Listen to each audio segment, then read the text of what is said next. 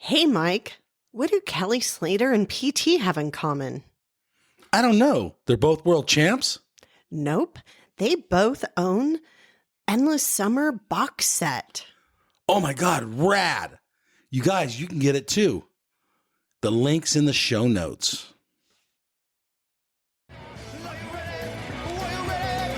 Welcome back, everybody, to the QuiverCast.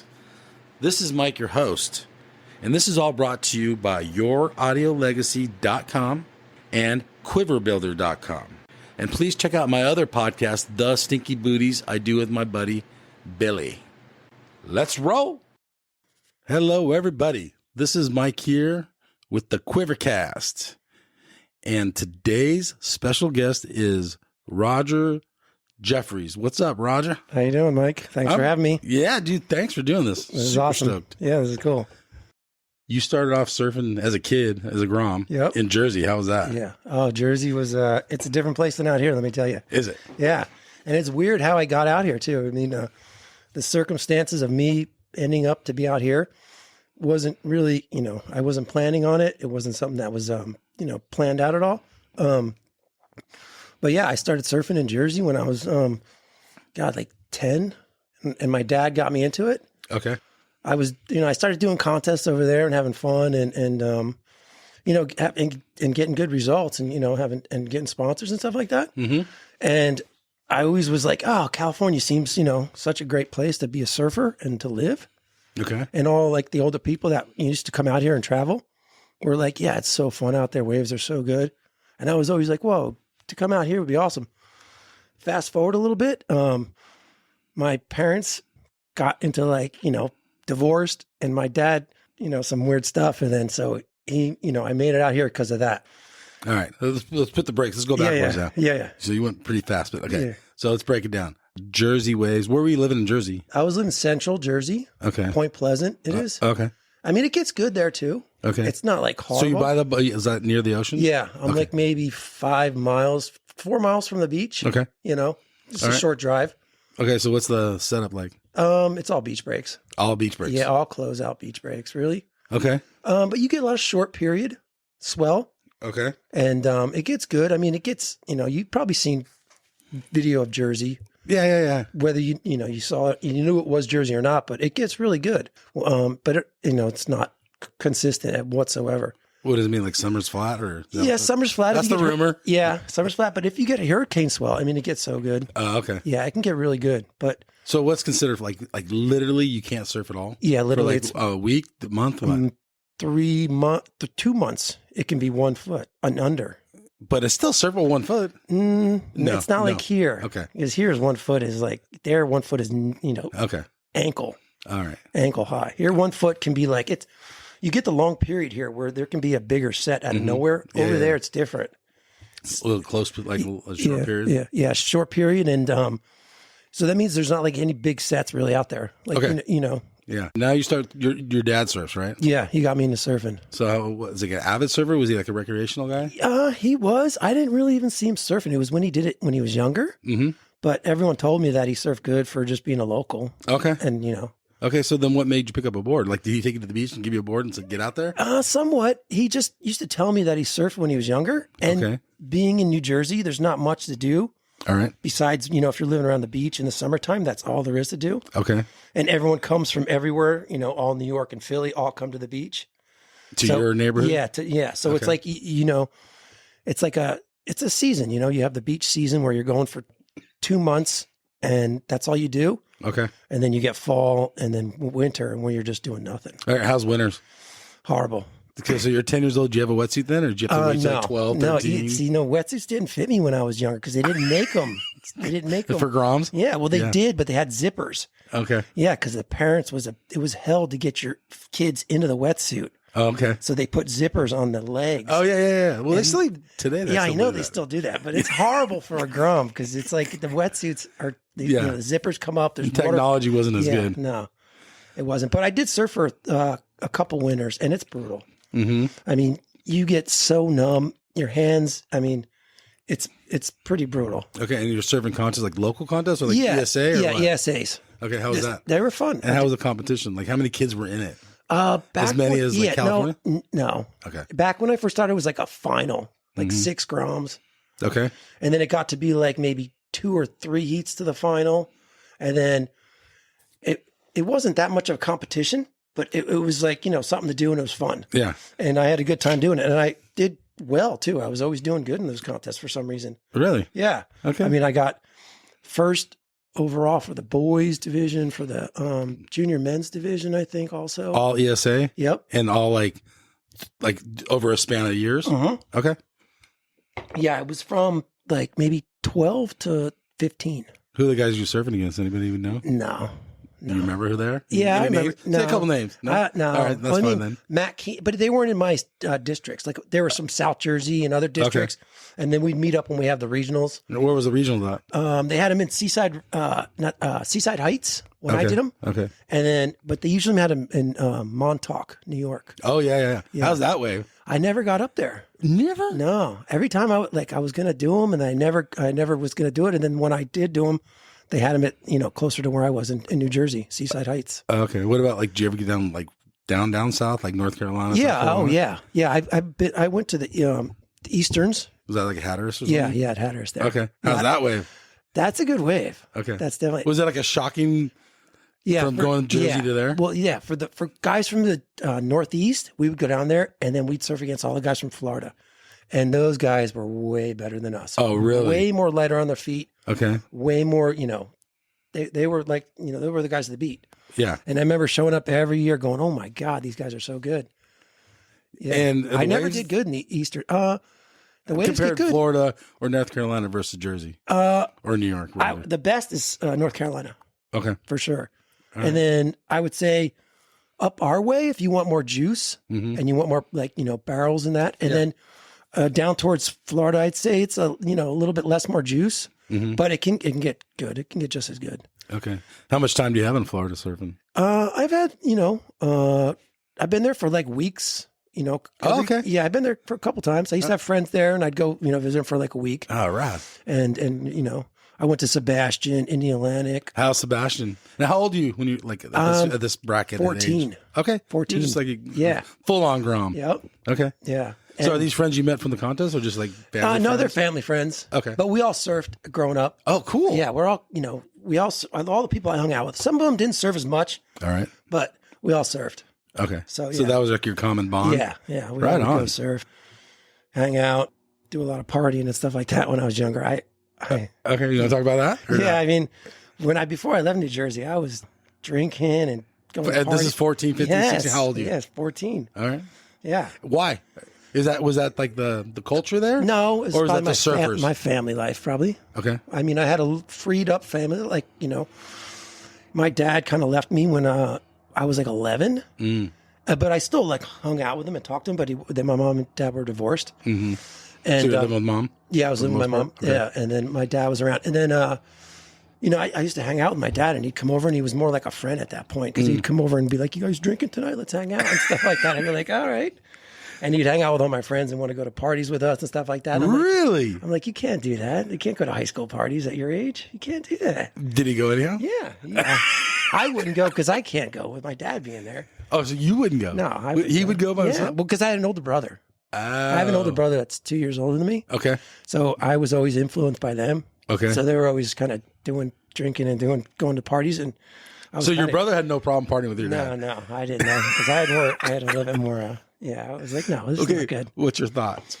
Okay, So were you not comfortable? Or no, yeah, I was more like this. My brother was more like, I don't care. I cared didn't more. give a shit. Yeah, my brother didn't You care. wanted to have fun. Yeah, I was Dad like, was no, fun. yeah. I was like, no, that can't. It's not good. It's not good for the So you family. knew. Yeah, Okay. yeah. So I knew, but Did your brother surf? yeah, Okay. yeah. We both surfed. Did he do contests too? Yeah, he did. How did he didn't- do? Never did as good as me though. Okay. Does he still live back there? No, he lives here. Oh, cool. Yeah, we all moved out here. Oh, okay. Yeah, and it just happened really quick. Okay. So me, my mom, my brother, we're all kind of living. My dad was not living with us, but still around us. And things got bad. And one night, him and my mom and the people they were with, he went over there all drunk, pulled out a gun, tried to shoot somebody. got shot twice. Wait, I'm not laughing. Yeah, I know. But it's funny though, because it's, It's trippy. Yeah. Okay, this is great. Go ahead. yeah. And so he went and did all that. And like, he's a weird guy. He's not like a real dad, So how I found out about it, I was hanging at home. My mom went out. She was like, oh, you and your brother are going to be home.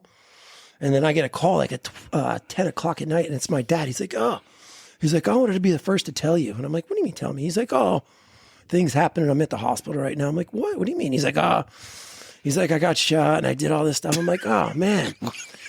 I'm like, that doesn't sound good. And he's like, no, it's not good. And I'm like, all right. And then I remember my mom coming home, and then I found out like exactly what happened. What the heck? Yeah. And it's a small town too. And this stuff doesn't happen in a town like that. Okay. So everyone knew about it the next day. I remember going to school and was like, dude, we heard about your dad last night. What happened? And I'm like, I don't even know. Oh, shit. And because like everyone's dad is either our brother or an uncle is a police officer in the town because it's so small. So everyone knows each other. Yeah. For So sure. everyone it's like a one-horse town. Like, everyone knows each other. And so everyone started, rumors were flying and all this crazy stuff. And they were talking about my dad. And like all the teachers knew at school. Like my mom worked at the local bank, and then they knew. And they're like, you can't be, it's like, this is going to be tough for you and your kids being in this town. And my mom was like, let's go out to California. So let's leave. Let's leave.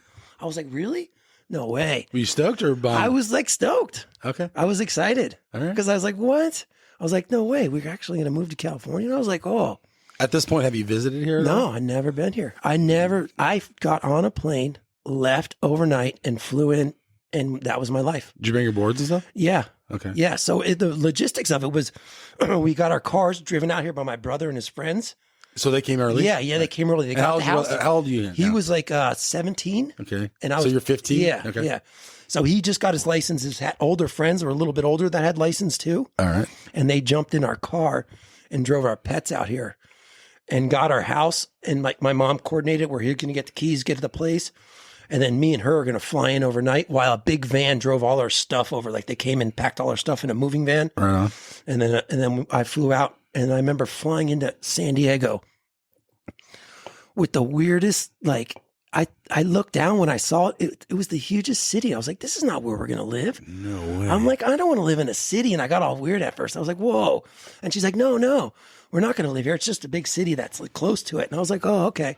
Okay. So yeah, I went from overnight never being out here to being out here, 100%, no going back. Wow. And it was Now, is this all because your dad got shot? Yeah.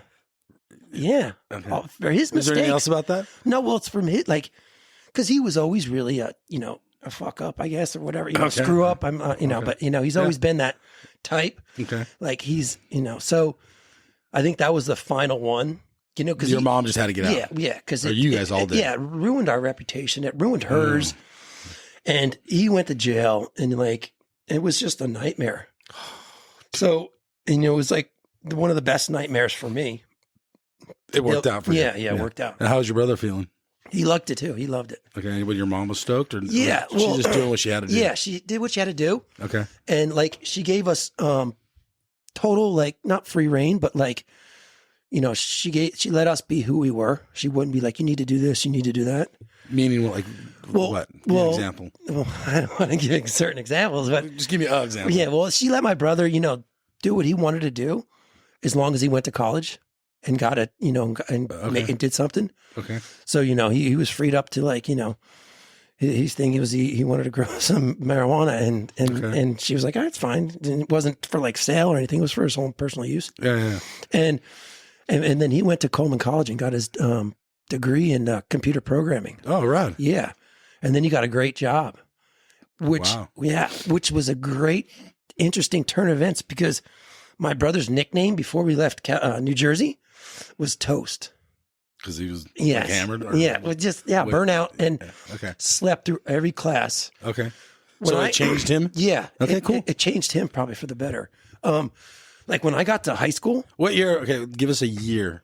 Is this I I think it was 91 or 93. I can't Gotcha. remember. I think it's In early that era. 90s. Yeah, it's early 90s. Gotcha. But when I got in New Jersey, when I got to high school, my brother was in my gym class because he failed it so many times.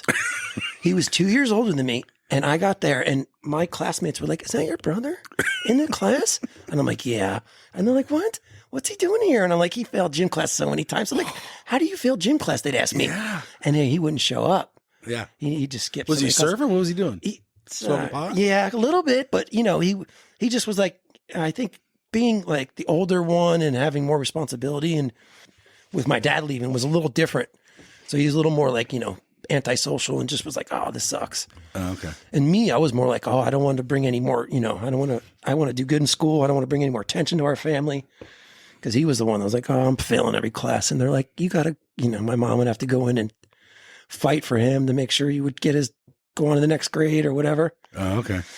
All right. So now you're in California. Yeah. So now Where do you guys move to? Where'd you guys move? We moved to Encinitas. Okay, sick. And he's went to high school. I mean, not went to high school, went to college. I started high school here at San Diego, and which was like a shock to me too, because it was so different on the East Coast. Schooling over there was so different because you go for 8 periods a day. And over here, they have like the block schedule where it's like 1 through 1, 3, and 5, and then 2, 4, and 6. And you go for like a 2-hour time in one class. And that was such a shock. I was like, what, 2 hours for just one class? And it wasn't a good fit for me. Okay.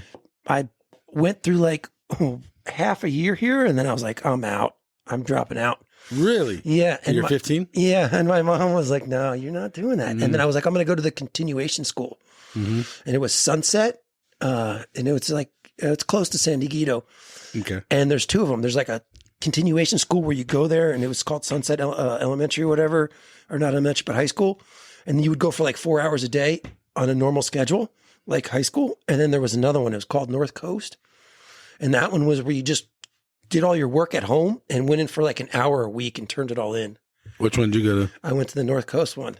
And so I would go for a week and don't do any work. And then I would show up and they'd be like, where's all this work you need to turn in? I'd be like, oh, I didn't do any of it. And I got way behind. And I was like, I'm done. And my mom was like, I don't want you to. She was not for it, but she's understanding. She knew I wasn't going to really succeed in that position. So I dropped out and, basically went surfing for a long time. But I still kind of like had a little bit of jobs in that, but nothing really major. Like my brother was full on like, oh, no more surf. And he worked for like a big bank, HSBC. And he had a great job, full time, like every day, 9 to 5 or whatever. And I was like, I'm not doing that. And then I surfed, and like for me coming from New Jersey, doing all the contests there, being like, oh, you're pretty good over there. And then coming out to here, and then you see like the real, it's really, good surfers out here. It's not, so it was like a shock to me in that way too. I was like, whoa, I'm, starting from the bottom again out here. Okay, so I'm going to break something, ask you some questions. Yeah, no All worries. right, let's talk about surfing first. Yeah. So you show up at Encinitas and the kids are ripping. Yeah.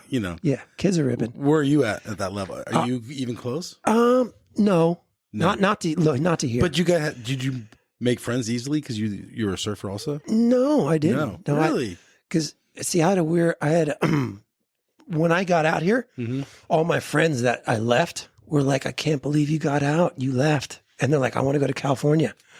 And one of my good friends that surfed, I'm like, you can come out to California.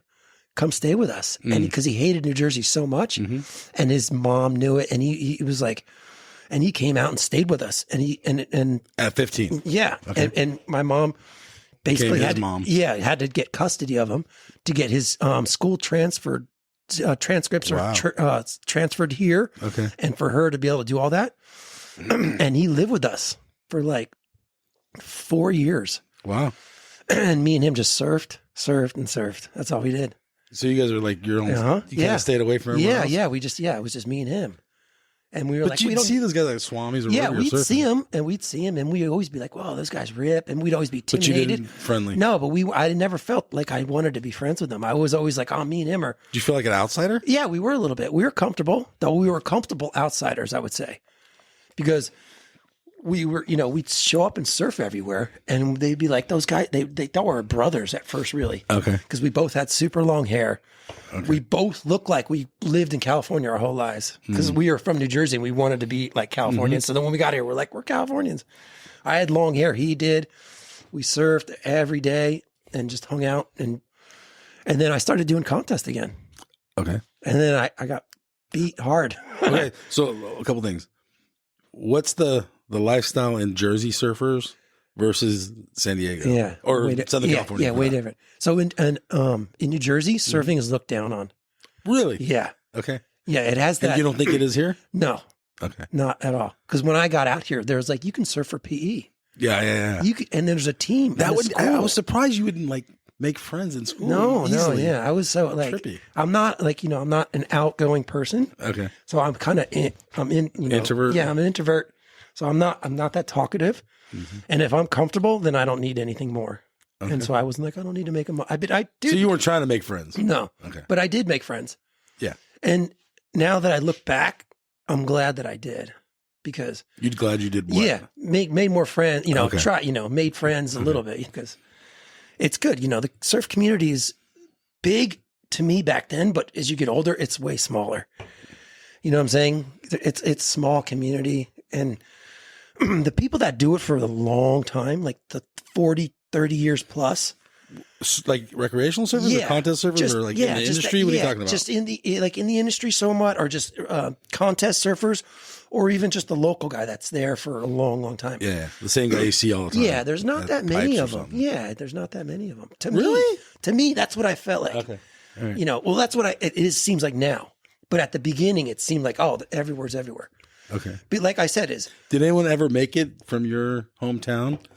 Like kind of make it in surfing? Dean Randazzo. Oh, yeah. Yeah, he made it on. So is he older than you? Or? Yeah. Were you friendly with him? Yeah. So you knew him from Jersey? Yeah. And he lived out here, right? I didn't know him from Jersey. And when I came out here and started surfing, and he was out here also. Yeah. So you knew like. Yeah. I was like, whoa, I was kind of in awe. So I was never like, I didn't want to, But yeah, he got friendly and he's a real cool guy. Did he kind of take you under his wing because you're Jersey? Yeah, a little bit. There's like a lot of people out here from Jersey. It's weird. Really? Yeah, there's more than you would think. There's like a lot of people. I'd be like, he's from Jersey there. And then they're like me too. They come and then they be here for like 20 years. They kind of blend in. Yeah, and they blend in. Yeah, and they just blend in. And you're like, oh, okay.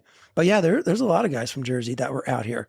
Right on. Yeah, so Dean was the one that made it from New Jersey. He made it to the World Tour. And Yeah, for sure. yeah, he was like kind of on and off for a while. Yeah, but he, And he had some like illnesses, I think. Yeah, Hodgkin's, non-lymphoma Hodgkin's, yeah. And he kicked its ass, man. Good. Yeah. That's rad. Yeah. So he's doing better. So he's back in New Jersey. I think now he's a realtor, maybe. Oh, really? Yeah. Yeah. Do you have any idea why he went back there? Well, I think his family is back there, and like, I mean, I don't know how close you are to him. no, I'm not close at all. But I'm just from being, socially, around people that he knows and just seeing some of his stuff. Now, would you ever go back? No. Do you have any ties there still? No. No family? Or Well, I nothing? have friends, but no family. Okay. All right. I did for a long time. My dad still lived there, and I'd go back and visit him. Okay. With board and everything? What's it? Yeah. Even after he got out of jail and everything, I would go back. And his mom lived there too.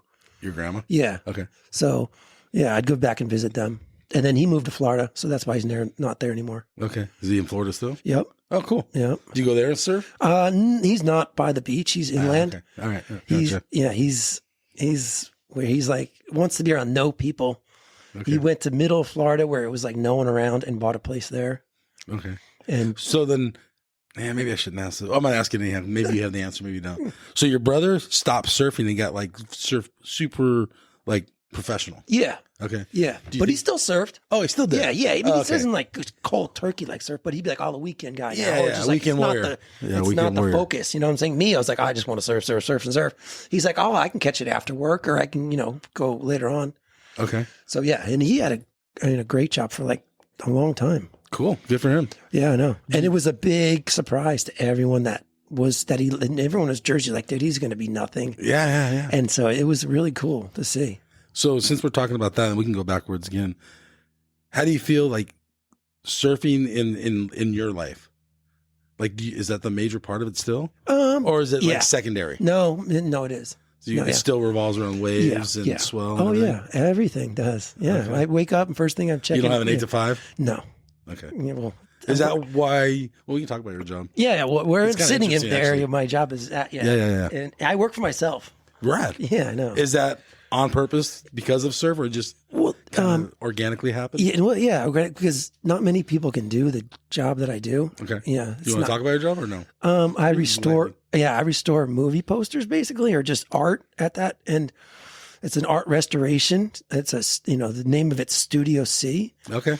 And, push your. Yeah, I don't need to promote my business because I get too much work, but, That's rad. No, but it's been really good to me. It's been really good to me. I've been lucky because I was never, this was like, I was surfing and just doing this on the side because my mom was a secretary and they're like, they need somebody to work. So I was like, oh, I'll work. And I didn't have to go through like the corporate, go through interviews and all do that. I was just like, oh, I can come in, it's mellow, work. And then I just did that and just got good at it. And just kind of learned everything that was involved in the business. And then the person that owned the business was pretty shady, ran it in the ground. And then my mom took it over. Like she purchased it from him? Well, no, there was no purchase. Oh, she just took it. Yeah, well, no, took it. It was like given.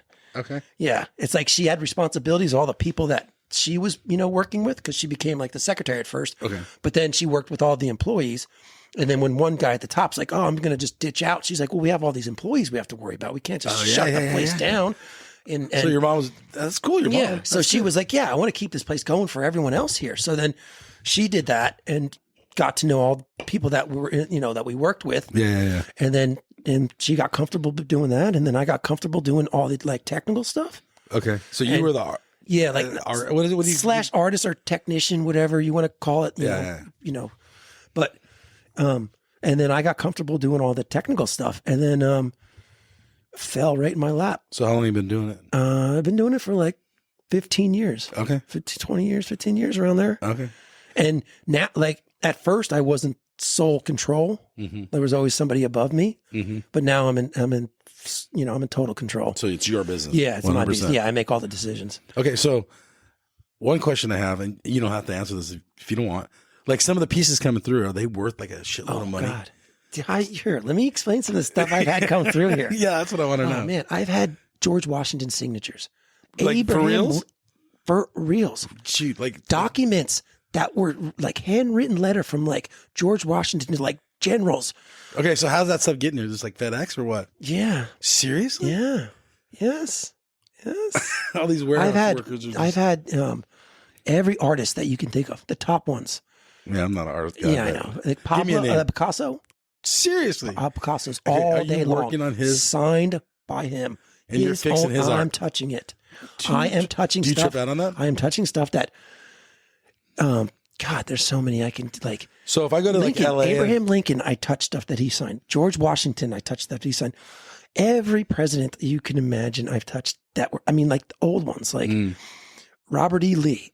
Wow. I mean, I've had documents in here that are just so crazy. And then I've had like high-end art, like $40,000 Christopher Release Lassen, paintings that were really, really interesting stuff that comes through here. And it's a huge spectrum.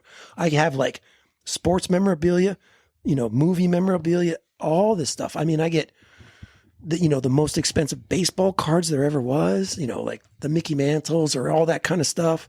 All came through the shop, and it's super interesting. Okay, so I have some questions. Yeah. So it's like if I go to LA to like LA, whatever the big museums there, it's like some of the work you worked on. Could be yes. Yeah. Yes. So do you ever trip out on that? Yeah, I got a piece that's in the Library of Congress. Really? Yeah. So do you take a picture of it here? Before when you're working on it? Yeah, well, I take pictures for my own reasons, like just to cover myself, like insurance. Like, well, not insurance, but just. Because, I'm sending out a piece of art that's, has a subjectable, a view to it. So if I have to take a picture just to make sure somebody's like, it doesn't look like that. And I'm like, well, it looks like this in my photo. Okay. But I take pictures of everything just for documentation. But I do look back on them and I kind of chuckle, go, oh, wow. That's like trippy. Yeah, it's funny. Oh, yeah. Some of the stuff's in the Library of Congress. Some of the stuff is all over the place. I imagine. What was the most like fascinating one to you came across? And everyone you've said is like super fascinating. Yeah. Jeez, I can't. I get numb to it. Okay, so I'm looking at what's that? Like a World War II kind of thing. Yeah, that's the Battle of Britain. That's a movie. I think. It's a movie. Yeah, okay. It's a movie. Yeah, but I get all different interesting stuff here, and it's it's really cool. I'm And looking around, so I don't like hit anything. No, I know, but it's really cool. But it's not as surprising to me anymore. Yeah, you've been doing it for a while. Yeah, I've been doing it for a while. But I do look back on it and I go, wow, that's very interesting. So your son surfs, first off. Yeah, he does. And we'll talk about that in a second. Yeah, well, my son's name's Trevor. He's 15 now. Okay. He's just turned 15, and he's been surfing for like the last 6-7 years. Okay. Like and he 9, 8. Yeah. Okay. 9. He got into it a little later. Okay. He wasn't like the super mini Grom. All right. Well, I'm going to stop you there, and then I will. I do want to talk about that. Yeah. But are you teaching him how to do this stuff? No. You're not. Is he interested? Well, he is, but I mean, you don't want to hand this business off to him? Well, I could. Maybe. Yeah, I could. Maybe. But like, it's not on the. Like, this is the perfect surfer's Yeah, I know, job. but it's like So I'm sick. thinking it will. From the 90s. Yeah. To the 2000s. Yep. To where we're at now, 2010s, and then to 2020. It's definitely changing. So back in the originally back in like the late 90s, way more business. Everything is turned digital now. The posters that come out for the movies are not like they used to be. They're all done digitally. There's no really famous artist they had to get to do it. Okay, which makes what you're doing way more important. Yeah, for the older stuff. For the older stuff. But moving forward into the future, I'm not going to have a great looking ahead. There's not going to be I'm not going to be doing a lot of stuff from the 2000 10s at 2030, maybe 10 years from now, because it's but things are getting older also, and they're going to need to be restored. Exactly. So your business, yeah, you probably can charge more money for that too. Yeah, I can. Right? Yeah. I mean, pricing. I'm sorry, this ain't serving me. This is like fascinating. I know it is. It is. It's made a life for me, which is good. But yeah, I'm thinking, it's kind of a dying business. Okay. It's kind of a dying business. How many guys are doing this? Not many. Okay. Not many at all. Like I get stuff sent from every other country. There's not, like England, Canada, Australia, New Zealand. I got stuff coming from New Zealand, right? Well, and then we'll kind of wrap this up. So you have something, let's say a piece that's priceless, literally priceless. Yeah, priceless. You're just putting it in a box and sending it off FedEx? Yeah. You don't tell anyone. I don't put a label on it. I don't say priceless art in here till these are not open. Are you ever stressed out like it gets lost or something? Heck yeah. Oh, shit. Yeah. That's anxiety. Yeah. I get clients call me and go, I haven't seen my package. And I'm like, oh my God. Sheesh. But everything's worked out. Good. There's never been anything really major that's been lost. Okay. I mean, has been things, but it's nothing been major. Okay. I mean, and some people do, send them, private carrier or something like that. That is really expensive. Yeah. Anyone show up at your front door? Knocking on your door, like, dude, here's my piece. Let me know when it's done. I'll come get it. Yeah. Okay. Exactly. Yeah, they do. Yeah, they want to bring it personally because it's worth something. Yeah. All right. Now, so your dad kind of got you surfing. Yep. So how'd your son get into it? Me. All right. Yeah. Was it like, we're just going to the beach, you can do what you want, here's a board? Yeah. Well, or was it like, so let's paddle out? No. So he got into, I was surfing. Trevor. Yeah, Trevor, his name is. So when Trevor was born, I was still surfing kind of like, not professionally, like I wasn't doing contests, but I was still trying to surf good to my own, like in my own mind, because, to be competitive, like in the lineup. Yeah, just and not you want to be the best guy out there. Yeah, exactly. Like we all do. Yeah, and then so I was still doing that. Some of my times I bring my wife down to film, and she'd film him. He'd be like a couple little clips that she's in his little baby holster thing that she has on his chest. He's like 1 year old, hanging out the beach. Yeah. So he's always been around it, and he's always watched me do it. And once he got old enough and comfortable being in the ocean, I started taking him out. Okay. And that's what it is. So it just naturally happened. Yeah. It's like, I got him his own board. And I'm like, I got him first on like a boogie board at first. Right. He did the progression. Yeah, the normal progression. Yeah. Okay. And he loves surfing now? Yeah, he loves it. How does it feel surfing with your kid? It feels good. You like it? Yeah. Is it like, okay, now he's getting older. So here's what I noticed too. As my son got older, then he stopped surfing with me. Yeah. Well, is that happening? No. Not yet. You guys are still surfing a lot? I'm really lucky, dude. Yeah. So on your Instagram. Yeah, I'm like his best friend. Like I'm his friend. Okay. I'm not like a dad. Okay. Is that good or bad? It's probably bad. It's probably bad. It's probably not good to raise your kid like a friend, you know what I'm saying? But okay, that's how I do it. We're friends. Okay. And then, I'm his dad second. All right. I will get mad at him and I will punish him, but very rarely. Okay. I'll be more like, dude, you can't do that stuff. So when you guys are surfing, are you guys like pushing each other? No. You're not like, Yeah, I just long as dude, we're having I would fun. have made that drop and you didn't make it? No. Okay. No, I just like more if we have fun. All right. You're more hooting them on than giving them pressure. Yeah. I'm just, Okay. He does that all himself. He'll do that all himself. Oh, does I don't he? need to be like, you could blow that drop. He knows he blew a dropper. He's hard on himself. Okay. Yeah, I don't need to be. So do you enjoy surfing with him? Oh, yeah, of course. Okay. Yeah. Is there days where it's like pretty big out there? And you're like, yeah. Do you try to hold him back? Yeah. Like, Yes, of course. I'll tell you a story. Okay. Yeah. So Story. Give us a story. Yeah, we were just in Nicaragua. Okay. Cool. And it was just this last summer. All right. At Colorado or something? No, we were at Playground Surf Camp. Yep. And my good friend Dave Pearson, he runs it. Yep. Oh, awesome camp. I recommend anyone go there. Playground Surf Camp. Look it on Instagram. You can find it online. Awesome camp. So me and him went. I've been there a couple times. I know what it's like. And so we went there, and this is his first time. I got him a passport. I'm like, he was all stoked. He's like, I can travel internationally, and I was like, yeah, we're ready. Yeah, let's do it. So it was our first trip, just me and him too. Like the wife didn't go, and just me and him. The waves were pretty good, and then one day it got big, and we went to a beach break, and not everyone went to the beach break. It was me, him, and 3 other people. And when we got to the beach break, it was pretty big. Okay. And we were there by boat, so you can't really see it. So we have to come from, swim in, and then once you get into the lineup, you're like, whoa, it's more heavier, it's more different than what you can see the backs of them. Mm-hmm. It was pretty big, and I'm like, we're secluded, no one's around. It's not No like doctors. and You get there's injured. not even like houses on the beach. It was like a real secluded place. Yeah, right. It's on a reserve, and so you're not really allowed to go there because there's a lot of turtles that are on the reserve, and they have them all blocked off. So you go by their boat. I mean, you can go on the beach. I mean, there's not much on the beach, but so we were there, and it was pretty big. I'd say like 7-8 foot sets. And I was swimming, taking water shots. I wasn't surfing, so I was going to try and take some water shots of him. And I'm like, a lot of water's moving. I'm like, dude, this is a lot of water moving. I don't think this is cool. And he's like, what?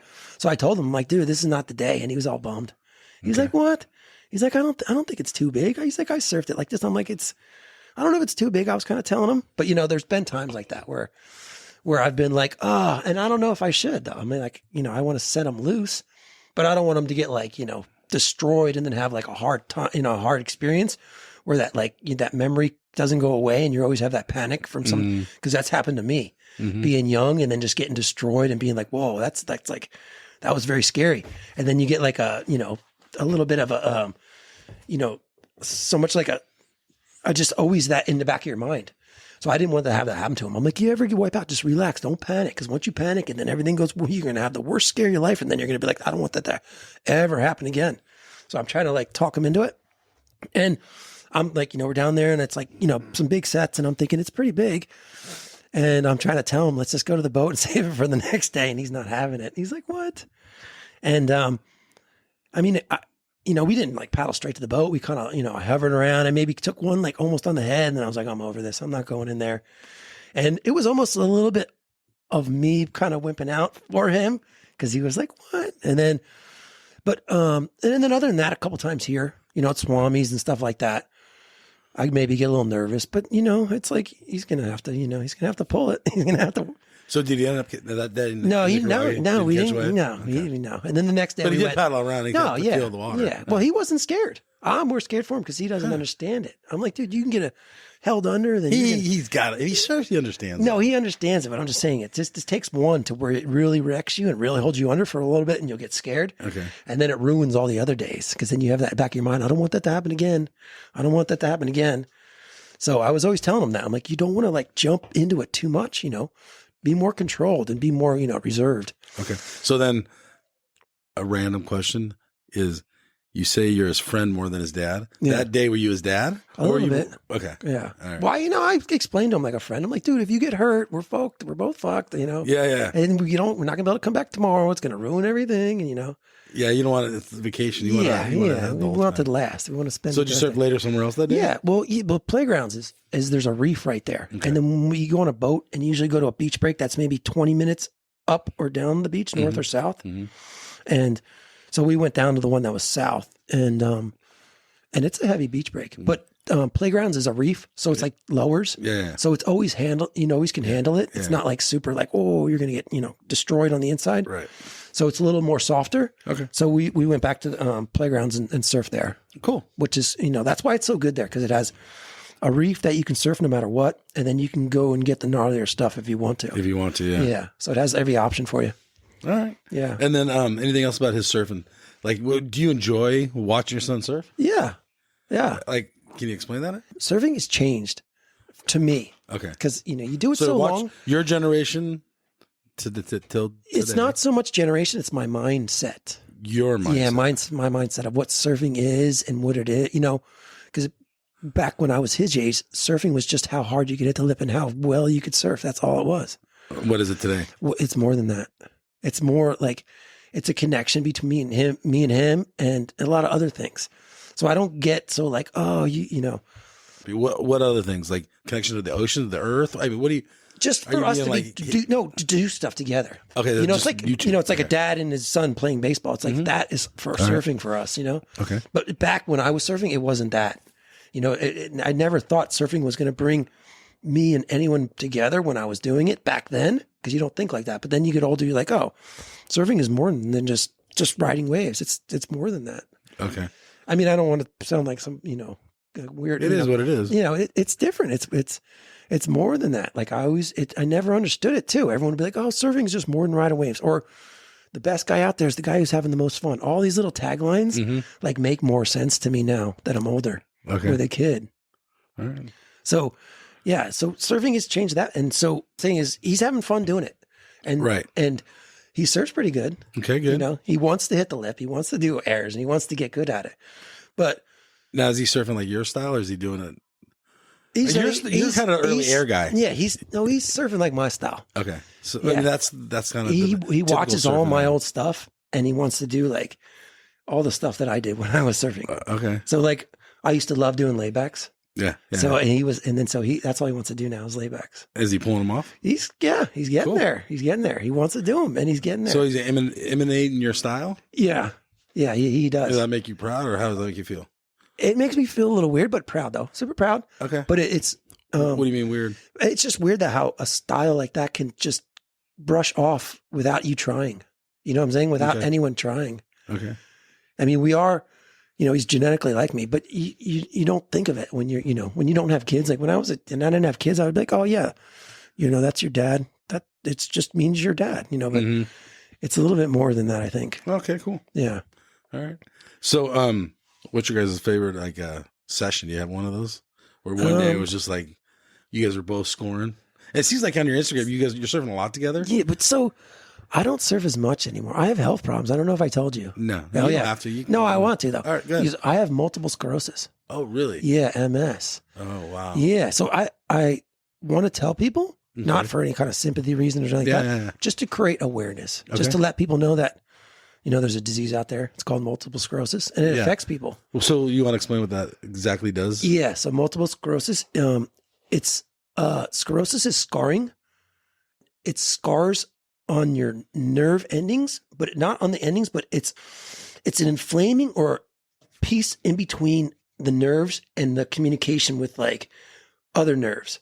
And it's called the myelin sheath. And those are like the coating around your nerves. And MS attacks that and attacks anything that's in big nerve bundles. So like your eyes, your spine has big nerve bundles going up and down it. Your brain has a bunch of nerve endings in it, nerves. So that's where it attacks first. So I had symptoms of numbness from the waist down at first. And I was like, whoa, what's this? I'm like, oh, it's probably a hurt disc from surfing. I probably got a, compressed disc, bulging disc, one of that. Went to look for that, thinking that's what it was. Saw an orthopedic. They did x-rays and they're like, nothing's out of line. Nothing seems bulging. And I'm thinking, oh, wow, okay. And then they're like, you need to see somebody else. And then I went and saw somebody else and got more testing. And then the diagnosis of MS, which was like a shock. I was like, what? MS? And I was young. I was like 30 something. Okay. And I was like, wow, this is going to be different. And my uncle had it too. So it's genetics. Yeah, it's genetic, hereditary somewhat, but somewhat not, they say. So there's a lot of unknowns about it still. And so people say, yeah, it's genetic. Some people say it's not. Some people say it's, gluten intolerance will help, all these stuff that may, so I had the diagnosis and I was like, all right, this is going to be what I'm going to do. And I didn't change me, but I live, I have a different perspective and I live a little bit different, but it didn't change me as much. What do you mean it didn't change you? Well, how some people you didn't get scared. Well, a little, not really, not really. Okay. Like I've been pretty lucky. It's not that bad. Is it going to get worse? It could. I could die from it. I could wake up tomorrow and not be able to walk, see, talk. I could be in vegetable state. Yeah, there's no guarantee, but I've been lucky. There's different types of MS.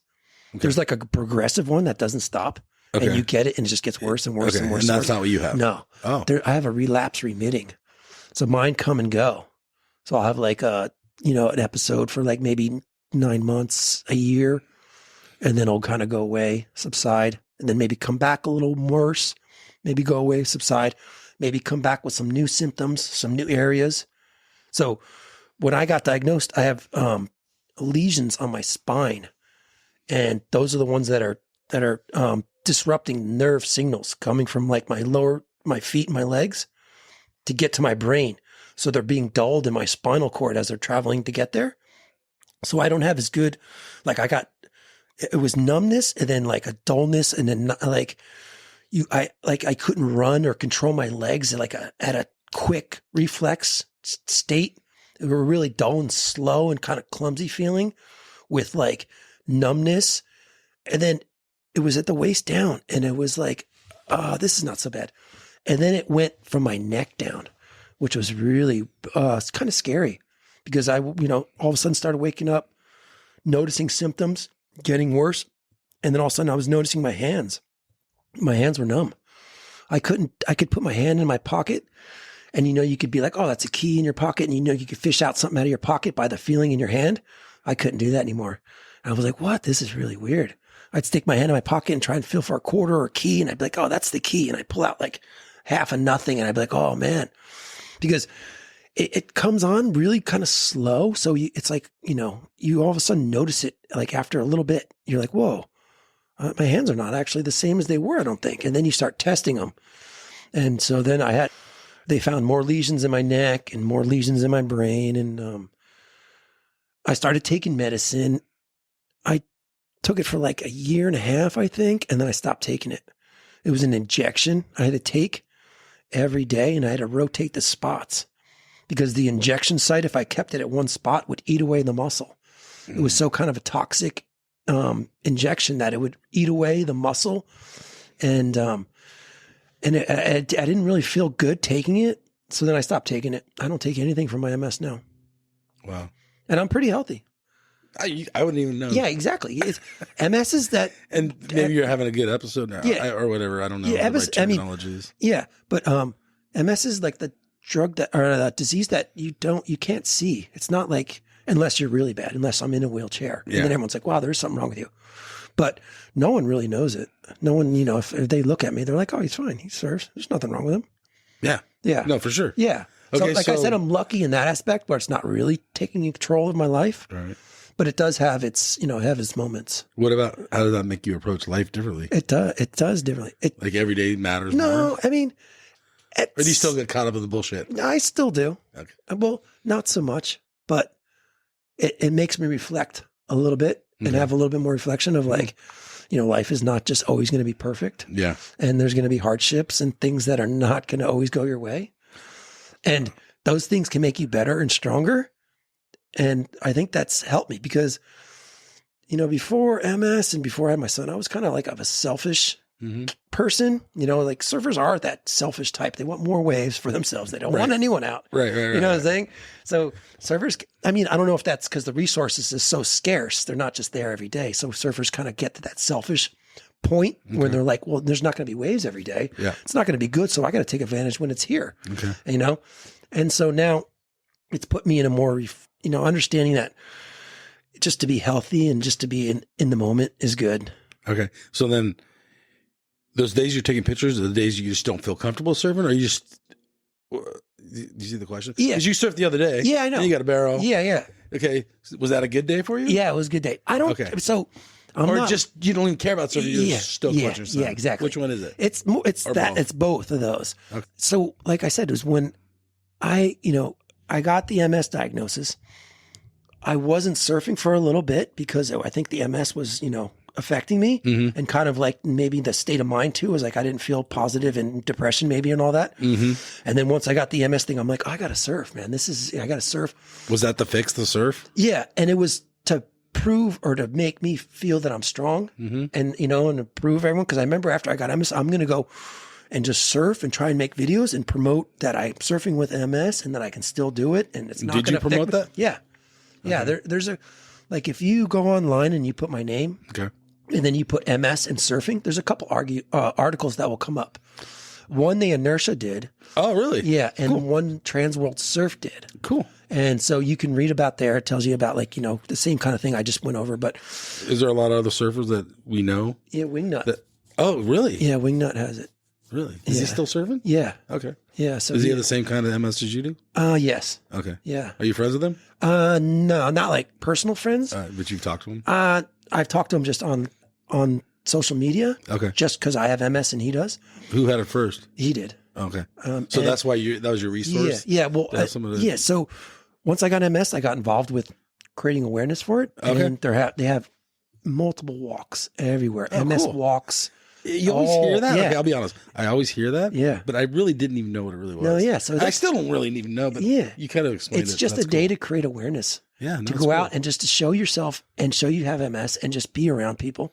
Okay. And so there was a lot of walks I used to do, and then I'd see other people there, and I'd be like, "Wow, you're doing this walk. Do you have somebody in your family that has MS?" And they tell me, and it's like a little bit to create a community too. Yeah. And to feel like you're not alone. Yeah. So did that work? Yeah. Well, Okay. I mean, I didn't feel alone ever because I'm like.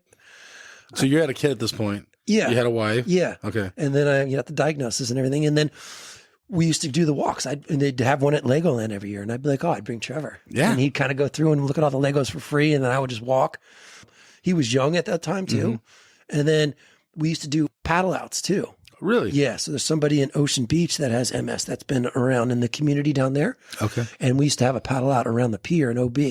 Around. And one of the times Wingnut came, and I was too nervous to talk to him about it, but I went back on social media and I messaged him saying, "Oh, I remember you were there that day. I'm, kind of, wishing I talked to you." And he was like, "Yeah, you should have." There's like, life's too short, kind of. But yeah, there's people that have it, and they're out there. And like you said, you don't know, but they're out there. Yeah. Yeah. Anything else about MS? I mean, so the walks, are you still participating? No, I don't do them anymore. Okay. They're now with COVID, they're not happening as much. Yeah, everything's different. And I had, the dream, or not the dream, but the vision to be like, yeah, be around MS, be involved with it, maybe try and use your, surfing to show people that it's not the end of the world, that, you're going to be fine, hopefully. And okay. So when you first got diagnosed, did you think it was the end of the world? no. Oh, really? No. See, I would have went like, I'm going in a hole. Yeah. Well, That's good. No, That's right. I didn't That's right. think. And then that's why I wanted to surf. I was like, I want to come back, be healthy, surf good, video it, and then show it to other people and say, look, That's rad. Sort of be like not so much of a spokesperson, but just to be somebody that create a little bit of awareness for Yeah, it. no, and you did. Yeah. So Awesome. then, I try to do that, and then I'm still living with it, but it's not really defined me, and I'm having a good time. I like to be in the water. Okay. I about like when you're saying about me surfing and why I don't surf some of the times. For me, when I go out surfing, I have this mind frame of like, I want to surf like I used to. I want to, Right. Do blow a big tail, do a, open waves reverse, or do, huge laybacker.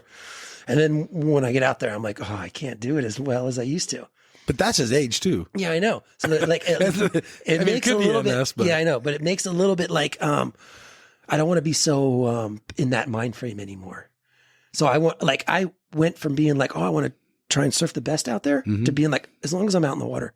So I went body surfing for a long time. Okay. I didn't even want to surf. I went body surfing, boogie boarding, longboarding, anything.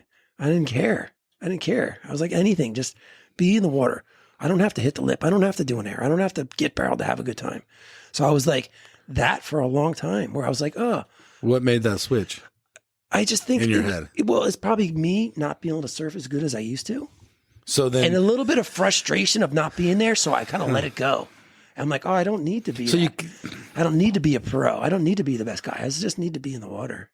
And I did that for a while. But I'd still have my little times where I'd be like, oh, I want to try and show, the best side of me surfing. okay, let me ask you. Okay. I'm gonna make sure I phrase this. Okay, so you're grabbing a boogie board, you're grabbing a longboard, you're grabbing, but you wouldn't grab your own board just because you felt you weren't surfing as well as you wanted to. It put like a sort of mind frame on what I needed to do in the water. Okay, just by grabbing the board. Like if I had a boogie board, I'm like, I don't need to do anything. I'm just gonna drop in. So were you leaving the house with a boogie board, going, I'm just gonna go get in the water? Yeah. Okay. Yeah. All right. Yeah, because I wouldn't want to put that pressure on me, because then I'd come back and be like, that's interesting to me. But, yeah, it was interesting to me too, the way it happened. I still do that now. Like surfing is not really for me to perform my best. It's just to be in the water and have fun. Okay. So like I can go out and ride a longboard and, I go out and body surf and ride a boogie board and still have fun. All right.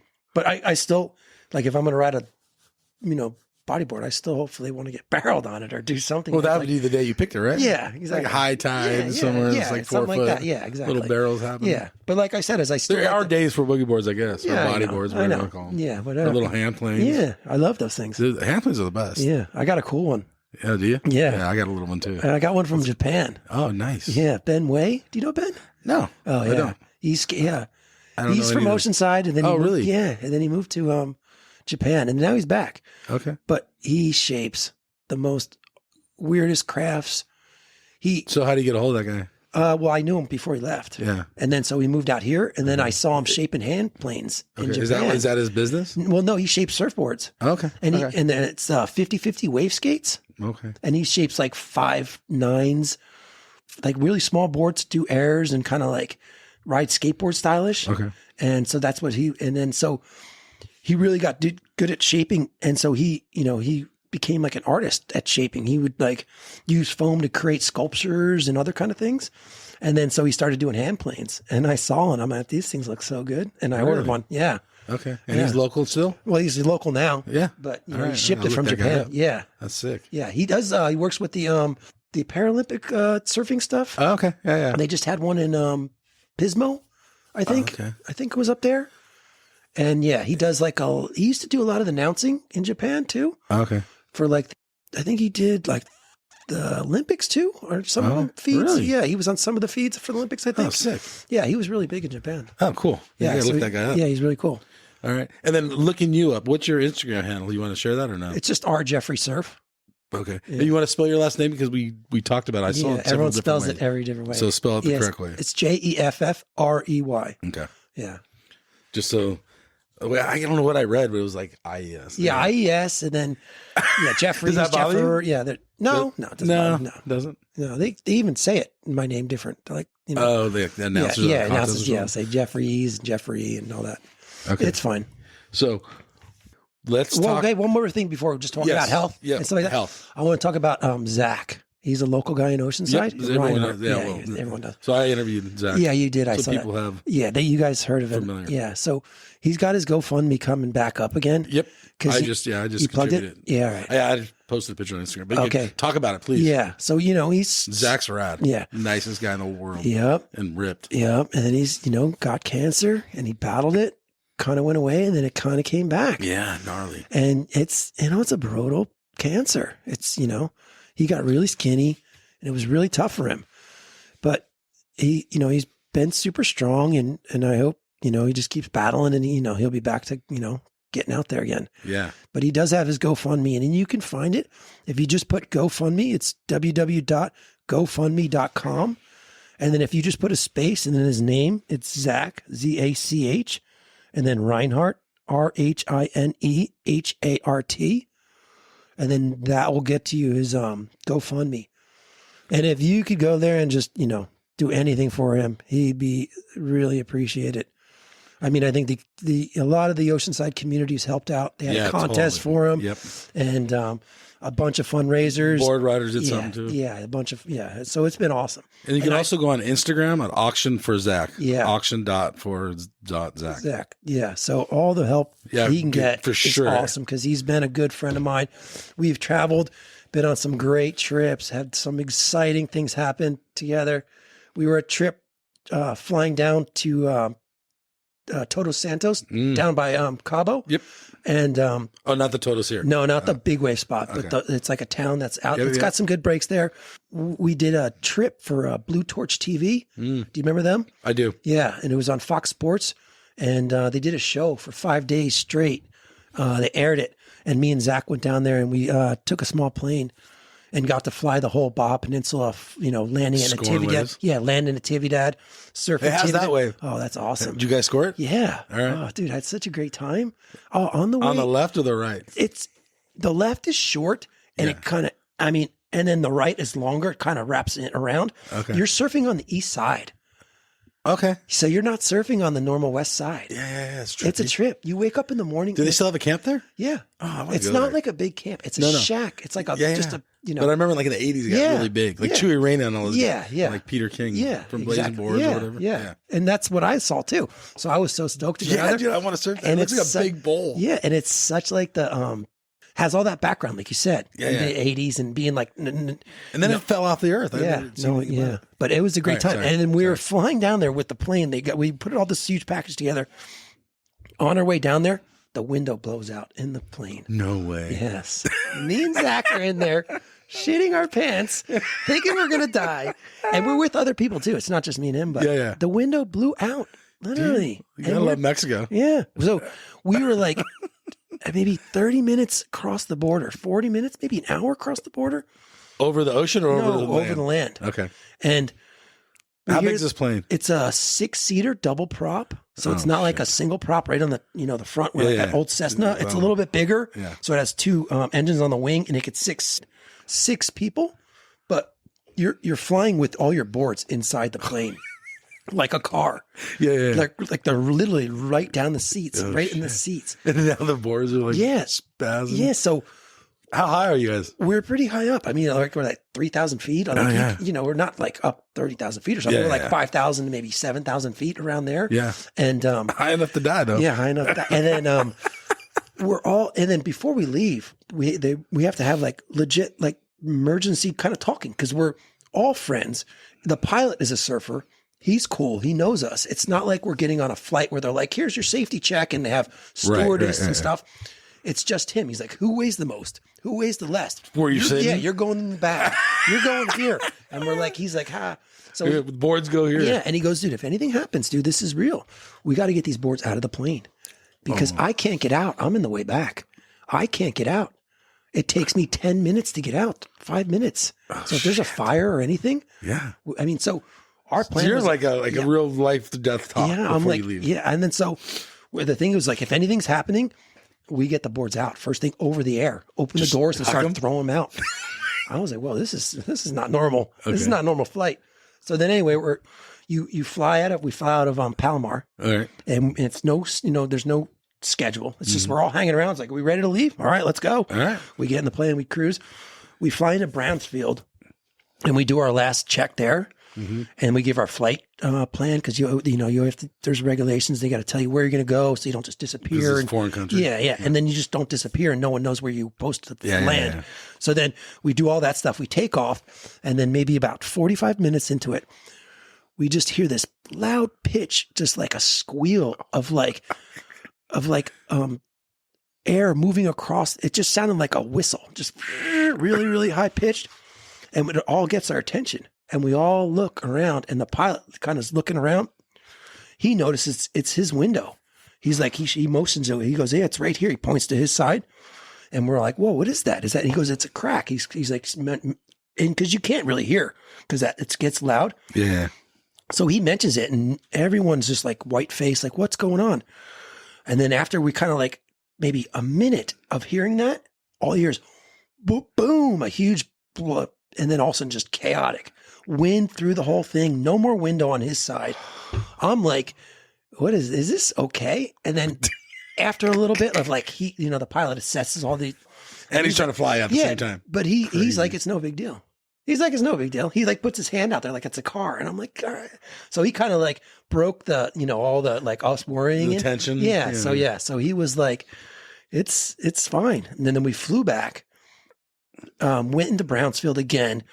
And when you come in, you got to pull your plane in this big circle and wait till customs come out because you can't get out of it. So they have to come up and clear you. So we did that, cleared, and then we had to take back off with it blown out. I'm like, are you kidding me? I'll have somebody come pick me up here. And they're like, no, we got to get it back to Palomar.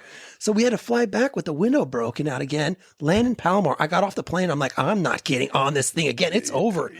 And Zach's like, me too. And I was with Eric McHenry. And so we're all like, what? So this is, I was like, no, I'm not getting back on that thing. No way.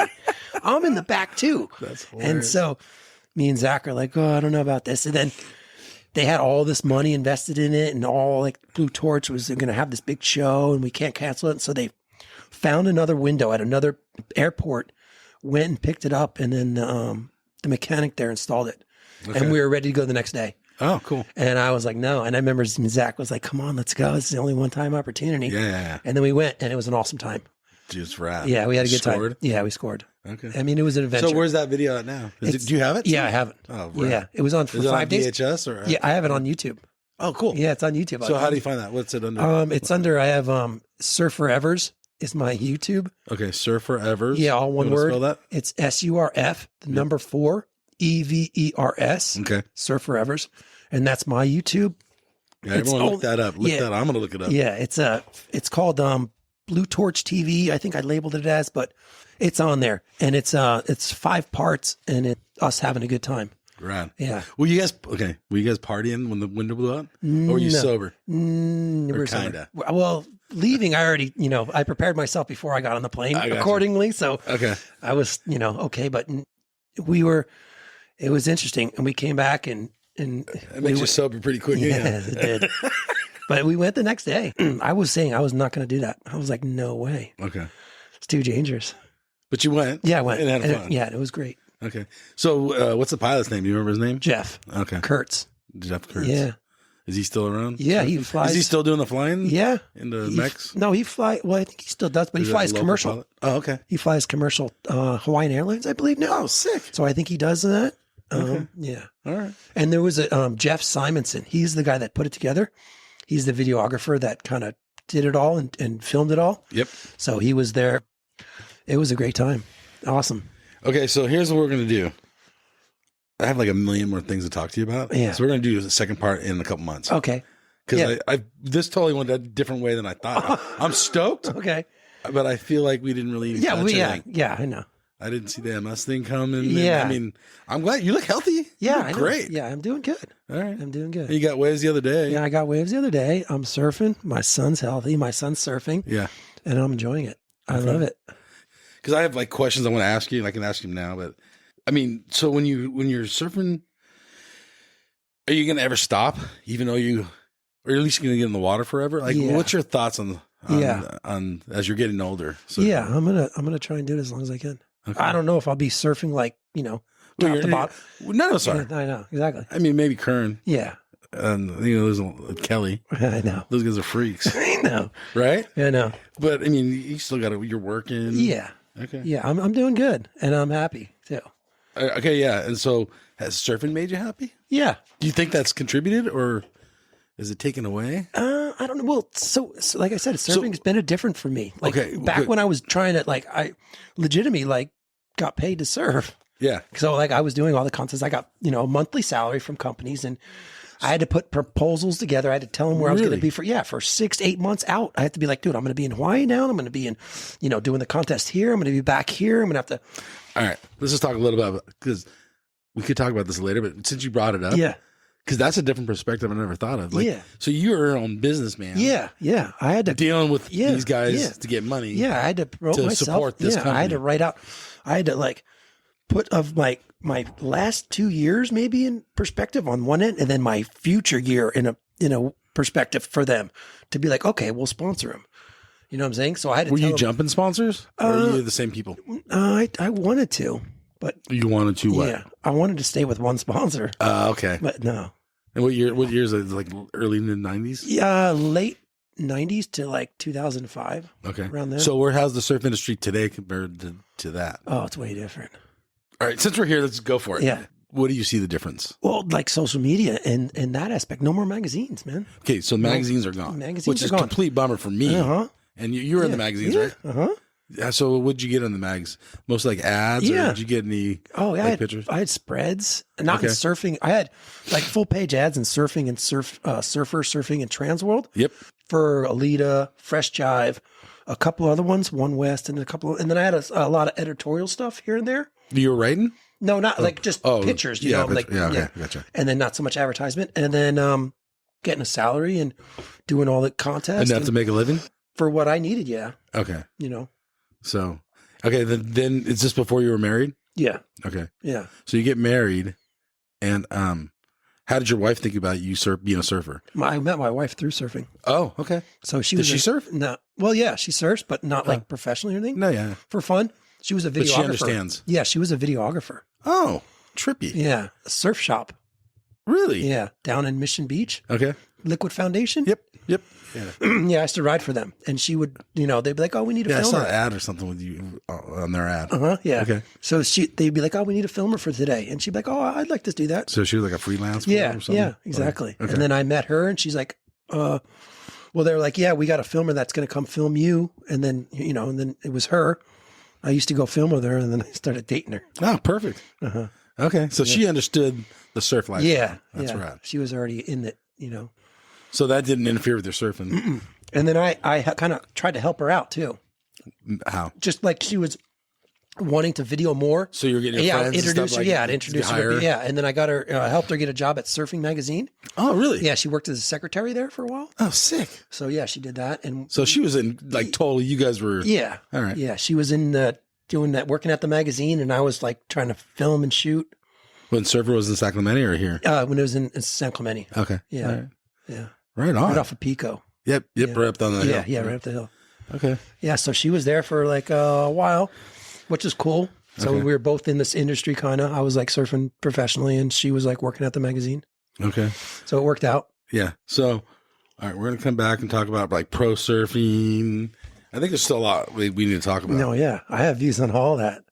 I know, Those are, yeah, and I want to hear it. yeah. So this is Mike and Roger Jeffrey Thank you, Mike, for having me. on the QuiverCast. On the It's QuiverCast. totally good episode. I had a fun time. Ah, cool. Thanks for letting me talk. All right, everybody. Mike and Roger are out of here. All right, see you guys. Later.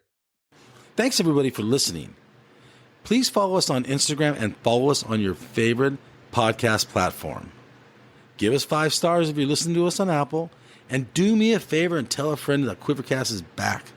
I'd like to thank Glue Factory and Dave Hegstrom for the music. And I'll see you all in the lineup.